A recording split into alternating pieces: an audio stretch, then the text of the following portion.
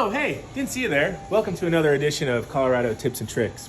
Today, we are going to be talking about DAPP. DAPP is Xpel software.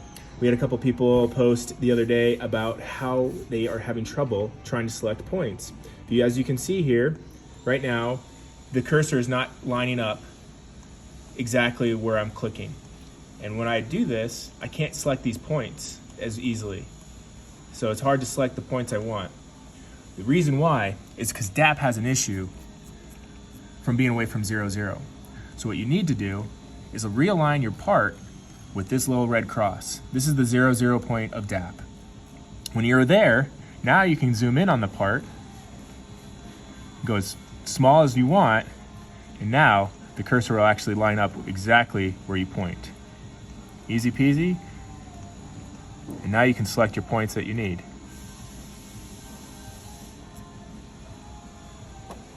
Thanks for watching.